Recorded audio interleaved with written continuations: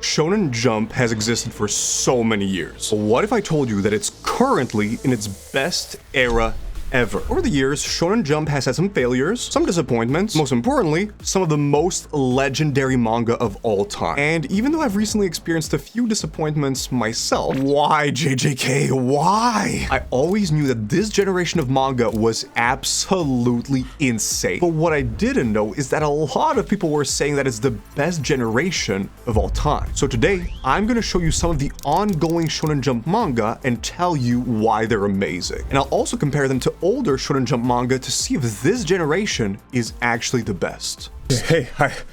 Do you remember the most insane action manga you've ever read? Well, the first manga we're talking about today is basically like that times a billion. Check this out. Imagine it's the weekend. You're chilling, you go to the store, and you see the usual shopkeeper. He's this really sweet, old guy who just wants everyone to have a nice time in his shop. So, you're about to buy some of these delicious snacks, and suddenly, you see this little kid drop ink on a man's shoes. The dude gets so mad that he starts getting violent, but then bam, the cute shopkeeper teleports and annihilates him with a pen.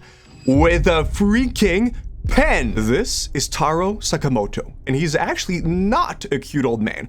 He's the greatest hitman of all time. And now, he's back in business to protect his family. Oh, and also he looks like this. This manga is called Sakamoto Days. And I know it already sounds kind of crazy, but trust me, the pen thing is the tip of the iceberg. Stopping a bullet with chewing gum? Check. Breaking concrete walls with a rubber band? Check. Catching a bouncing sniper bullet with chopsticks? Check. Cutting a car?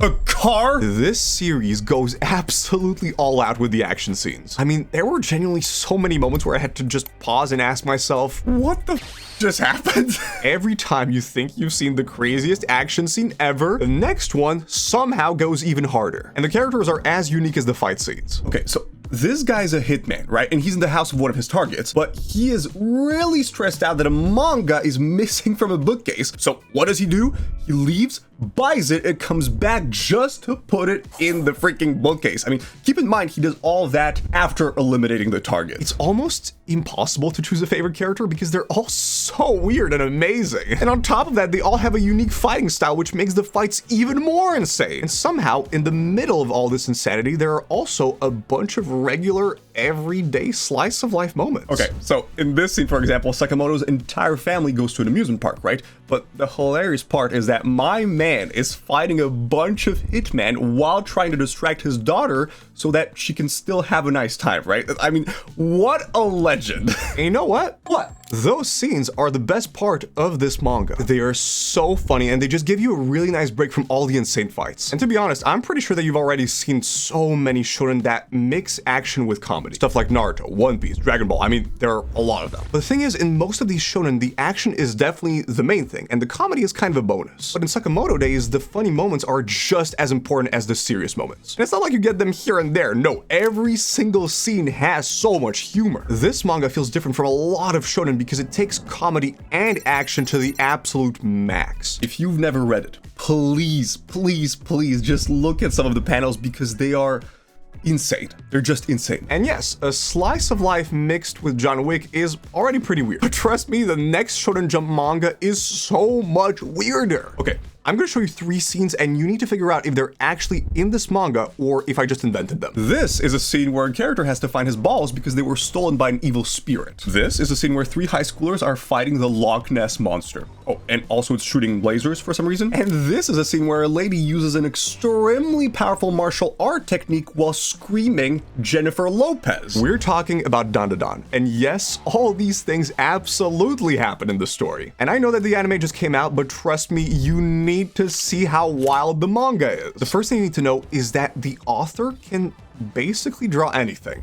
Different art styles, he can do it. Extremely detailed backgrounds, he can do it. Some of the most insanely dynamic action panels you have ever laid your eyes on, he can do it. This manga has beautiful panels in every single chapter. All the characters are super unique. They can be absurd, they can be extreme, they can even be completely random. But weirdly enough, they all have real relatable problems. And that's not only the good guys. Like, this dude is a goddamn alien crab with boxing gloves who is on Earth to earn money for his kid's medical bills until he realizes that regular cow milk is enough to make his kid healthy. What? I have never seen a story give so much development to the most random enemies. And on top of that, the design of these characters is just so freaking cool. I mean, look at this. All of the fights are legendary, and that's because they're kind of insane. So this is a scene where the two main characters are on top of a moving train and they're running away from the evil spirit of an extremely fast grandmother that fused with the body of a giant crab. A giant freaking crab. And how do they beat her? Hell yeah. Dandadan's fights are the definition of someone saying, you know what?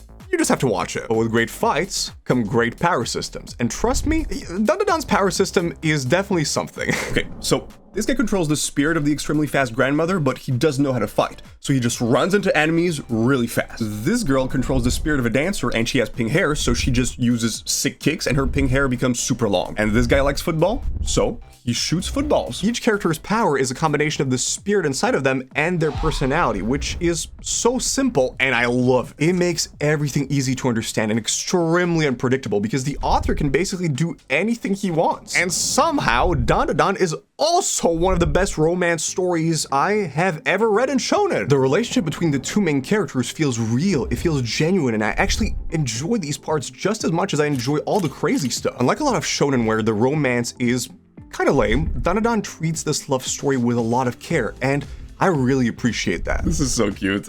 And yeah, it's all fun and games until you get the backstory of this random, terrifying dancing demon and it makes you freaking cry. If you've seen this, I know you know exactly what I'm talking about. Don't even pretend. Seriously, even though Dandadan already nails pretty much everything you'd ever want from a shonen, think it also make you cry? Like, are you kidding me? There are a lot of shonen manga that try a bunch of different things. They do some romance, they do some action, they do some comedy, and yeah, it just doesn't work. But Dandadan does every single thing perfectly, and let me tell you, it does a lot of things. This manga feels like a huge deal for Shonen Jump because it's the proof that anything can work. Dandadan is pure insanity in the best way possible, and I've never seen anything like it in all my years reading shonen, and trust me, you need to check it out because it just gets crazier. Okay, so this video is a list of manga, right?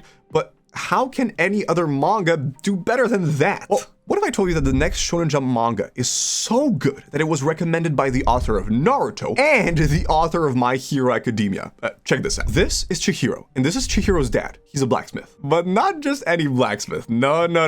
This man made 7 katana called the Enchanted Blades. I know anime swords can be pretty powerful, but we're talking about a completely different kind of powerful here. One day, the blacksmith loses his life to a mysterious group of sorcerers, and all the blades are stolen, except for one. And now, Chihiro's mission is simple. Get revenge and find all of his father's swords by fighting secret organizations, sorcerers, and the freaking Yakuza. This is Kagurabachi, a manga that became famous because of memes. And that kind of makes sense. Chihiro definitely seems like this typical edgy main character. The truth is, he's actually really different from most shonen MCs. He can be edgy, for sure, but he can also be wholesome, kind, emotional, brutal. He wants revenge, but at the same time, he wants to help everyone around him. And he always has a poker face, which is awesome because when he finally shows emotion, you know something big is happening. In general, I think he's really complex and just an incredible main character. Storytelling is also great. There are so many things to learn and I always wanted to know more about everything. I'm telling you, it has been like a really long time since I binged a manga like that. The art style is really simple, but it just works. So in this panel, there's no background, and I love it because it's so easy to follow. The author knows how to focus on the important stuff. And I don't think I've ever said this before, but the fact that there aren't too many details is actually a good thing because it makes the reading experience really smooth and satisfying. For me personally, the action scenes are the best thing by far. God damn. I am not joking when I say that Kagurabachi has some of my favorite action panels of all time. The author is so good at showing speed, weight, and power. I mean, every fight just feels so freaking intense. And you know what's even better than good fights? Good fights with a good power system. Okay, check this out. This guy teleports like that's literally all he does, and I swear it is the coolest thing ever. The rules are super simple. The abilities are really basic, and that's a good thing because each technique feels memorable. What can I say? The power system is a banger. I mean, yeah, it genuinely ticks every box. But I remember reading Kagurabachi and thinking, okay, I love this, but dude, why is everyone hyping this manga up? Like, isn't it basically the same as a million other shonen? And dude, I was so wrong. The author of Kagurabachi started making manga in 2020, which is just insane. But it's also something you can kind of feel, but like in the best way possible. He really focused on the fundamentals of what makes a classic action shonen work. And honestly, it's a masterclass. It literally nails every single thing you'd expect from this kind of manga. If Kagurabachi is the direction Shonen Jump is going with Battle Shonen, it's just going to be incredible. But what if I told you that the next manga is already changing shonen forever, and it's not even about fighting? This is Taiki. He's sweet,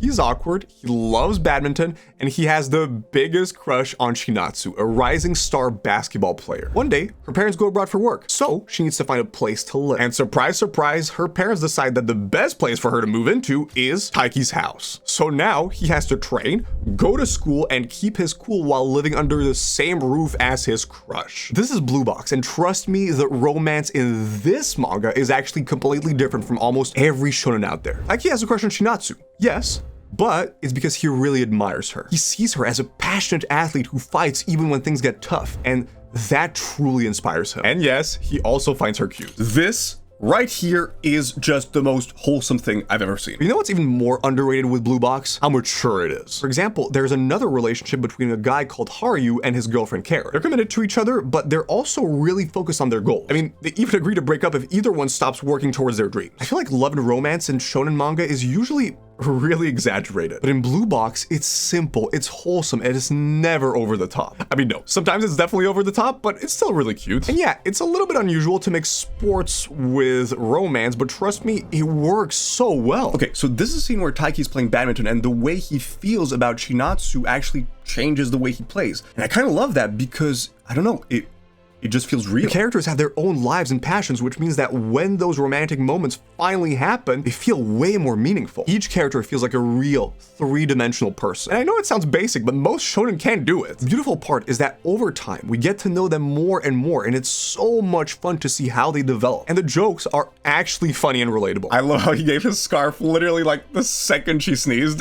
That is his reaction when he discovers they're gonna live together, and I can't. My man's face is actually melting.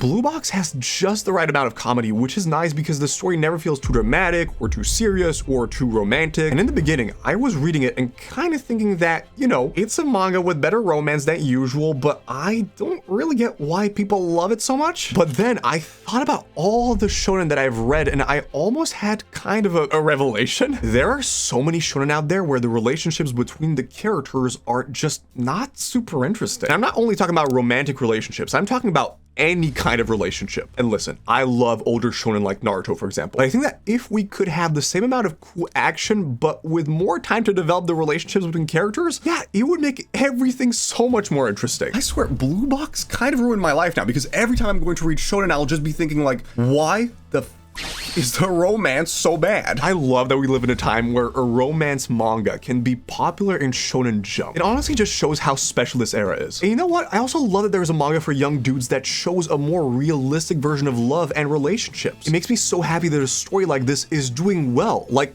really happy. So yeah, Blue Box is definitely changing how a lot of people see shonen, which is awesome. But the next manga does something that I have literally never seen before. One day, a man who spent his entire life honing his craft gets basically told, you can never do this again. So now, his daughter Akane is determined to get revenge. Akane dives into the world her father left behind, ready to take on anyone and everyone who stands in her way. She is not just looking for justice, no, she's out to prove she can outshine all of them. This kind of sounds like an epic warrior story, right? Almost something like Vinland Saga or Naruto, but it's actually Akane Banachi. And it's not about warriors or Vikings or ninja, it's actually about Rakugo, a real historical form of Japanese comedy where you sit in front of an audience and tell story. And yeah, you might be thinking, how is there a shonen about this? But trust me, it slaps. This manga treats Rakugo exactly like a shonen battle, but instead of punches and domain expansions, it's all about storytelling and humor. And you can genuinely feel the author's passion for Rakugo in this story. It's almost like listening to someone talk about something they love. Akane is an awesome main character. Her struggles feel real. She doubts herself. She compares herself to others. She pushes herself. In general, her journey is full of human lessons, which makes the story, just super interesting and also super inspiring. But every character also has flaws and lessons to learn from. There are a lot of emotional moments that feel so inspiring. It's a story about going after your dreams, even when others don't believe in them. And that's the kind of story we need right now. This series explores ideas that many people can relate to, especially those following a non-traditional path. And I personally felt so motivated every single time I read this manga. And I mean, yeah, but how does that make Akane Banachi special? Like, there are already a bunch of shonen about cooking or about sports or just about different hobbies in general. And that's true, but the difference is that Rakugo is something that almost no one knows. If we forget that this manga is about Rakugo for a second, the truth is, it's actually just an amazing story. Everything you'd expect from a good shonen is here. This manga is the proof that as long as you know how to write a good story, you can basically make a shonen about anything. And I really hope that Shonen Jump will continue with those kinds of stories instead of always going for battle shonen, even though, yeah, I love battle shonen. So now that we've looked at all these bangers, is this actually the best Shonen Jump generation ever? Listen, I will always remember being a kid with the big three, Dragon Ball, Yu-Gi-Oh, Pokemon. Like, I make fun of Naruto all the time, but those are some of the best memories I have. The fact is, this current era is special. And don't get me wrong, I'm not saying that Kagurabachi is better than Bleach, or that Sakamoto Days is better than Naruto, or that Dan Da Dan is better than your favorite shonen manga, unless it's like Sword Art Online or something. But I do think that this era of Shonen Jump has something for everyone, and that's awesome. Things that just used to be less important in shonen, like romance, comedy, different hobbies, all these things are now taking more importance while still keeping and respecting the traditions of shonen. And it's only the beginning. There are so many awesome Shonen Jump manga that only have a few chapters. Stuff like Astro Royale, Ichi the Witch, Ultimate Exorcist Kyoshi, and so much more.